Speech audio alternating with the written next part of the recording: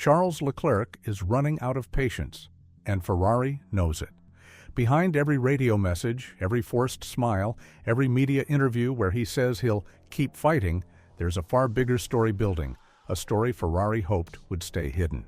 But after yet another disappointing weekend, another lost podium, and another reminder that the Scuderia simply cannot give him a championship-winning car, the whispers have turned into open conversations across the paddock. And now, there is genuine fear inside Maranello that 2025 might be Charles Leclerc's final chapter with Ferrari. The last two race weekends have been brutal, just 22 points. No podium for Leclerc, no wins for him or Hamilton. A season that started with hope is collapsing in slow motion. Ferrari is on the verge of losing second place in the Constructors' Championship, and what should have been Leclerc's peak years are evaporating into frustration, radio anger, and forced optimism. This is the atmosphere Charles walked into after Las Vegas, a Grand Prix that should have revitalized Ferrari, but instead exposed just how quickly they're sliding backwards. And then Ferrari president John Elkann dropped his bombshell comments, the kind that only surface when a team principal is under pressure, a car is underperforming, or a driver's future is turning uncertain. Elkann didn't name Leclerc directly, but Ralf Schumacher is convinced those words were targeted. Targeted at Ferrari's golden boy. Targeted at a driver who is tired of mixed feelings, tired of empty promises, tired of a team that hasn't given him a car capable of fighting for a title since 2022. Because behind the scenes, things are already moving. Leclerc's manager has had meetings with Aston Martin. Real meetings. Not rumors. Not agent gossip. Formal discussions about what a Leclerc-Stroll future could look like. And while Aston Martin may not look like a title-fighting team today, they're rebuilding. They're recruiting aggressively. They're preparing for the 2026 rule changes like their life depends on it. But that's not even the biggest twist. Because BBC pundit and racing driver Alice Powell went one step further. During the Checkered Flag podcast, as the hosts were breaking down the Las Vegas chaos, Leclerc's relentless frustration, and Ferrari's ongoing collapse, Powell cut in with a statement that shook listeners. Stick him in the second Red Bull seat. And the moment she said it, the room went silent, because everyone knew. It actually makes sense. Imagine it. Leclerc, the one driver who pushes Verstappen wheel to wheel, lap to lap. The cleanest qualifier on the grid. The only driver who consistently takes risks without turning into chaos. The driver Red Bull has quietly admired for years. Harry Benjamin continued the discussion, pointing out the reality. Something's not right at the moment, and only they know what's really going on. He's right. Ferrari knows. Leclerc knows. But they're not saying it out loud. Ferrari's internal problems have become predictable. Slow straight-line speed, inconsistent balance, poor tire management, endless lift and coast calls. Leclerc is pushing beyond the limits of the car, braking deeper than anyone, taking risks that shouldn't even be possible. In Las Vegas, he finished fourth after the McLaren disqualifications, but he crossed the line in sixth, just 0.190 seconds from an actual podium.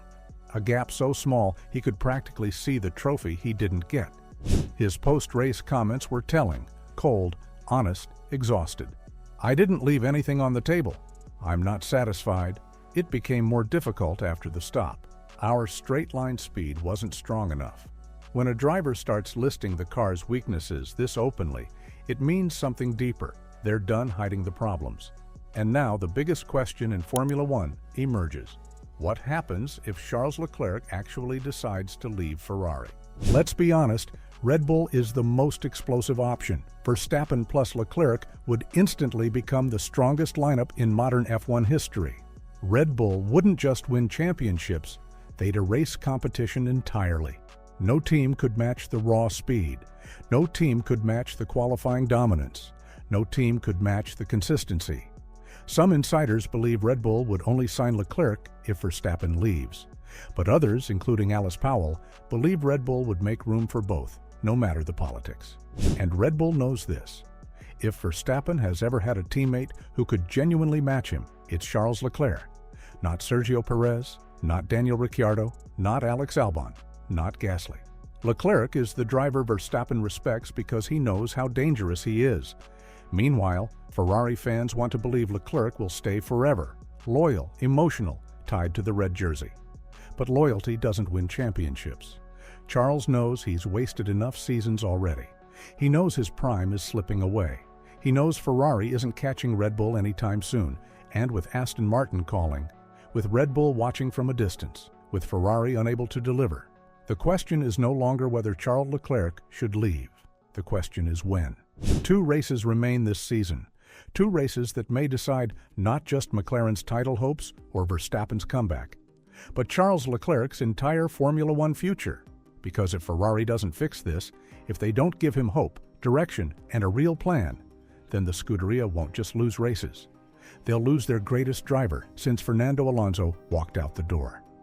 Charles Leclerc's situation is reaching a breaking point, and what's happening behind the scenes at Ferrari right now is far more intense than what the public is seeing. Sources close to the team describe the mood as fragile, emotionally drained, and unsure of the future. Ferrari might be a legendary name, but legends don't win races. Performance does. And Leclerc is tired of being in a car that depends more on miracles than engineering. Inside the Ferrari garage, cracks are showing. Engineers whisper during debriefs, strategists stare at screens in silence, Hamilton looks irritated in meetings, and Leclerc, normally calm and diplomatic, is losing his patience. Every week the story is the same. Strong Friday, decent Saturday, collapse on Sunday. Ferrari can't keep tires alive, can't maintain straight-line speed, and can't develop updates fast enough. And for a driver of Leclerc's caliber, this is slowly becoming unbearable. People forget how mentally exhausting it is to be the future of Ferrari. Fans expect perfection. The media blames you when things go wrong. And the team? They keep promising that the next upgrade will be the one that changes everything. But it never does. Ferrari's culture of pressure has consumed champions before. Vettel, Alonso, Massa, drivers who came close but always fell short because the team couldn't deliver.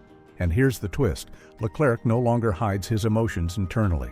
He's questioning strategy calls in meetings. He wants answers about why Ferrari keeps slipping backwards. He wants clarity about the team direction for 2026. And for the first time, Ferrari doesn't have answers.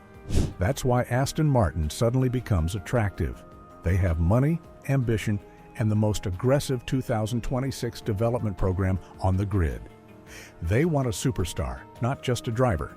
And Leclerc knows that Lawrence Stroll will throw everything, resources, engineers, even new facilities, at him if he signs. But the Red Bull option is the nuclear one, and everyone secretly knows it. Inside the paddock, the belief is simple. If Leclerc wants a world championship, Red Bull gives him the best chance. The reality is simple. If Ferrari don't deliver something extraordinary in the next 2 races, or at least show Leclerc there is hope, his departure will no longer be speculation. It will be inevitable. Tell me in the comments, should Leclerc leave Ferrari or stay for 2026? I'm reading everything, and if you want the next update before anyone else, hit like and subscribe. Formula Storm is just getting started.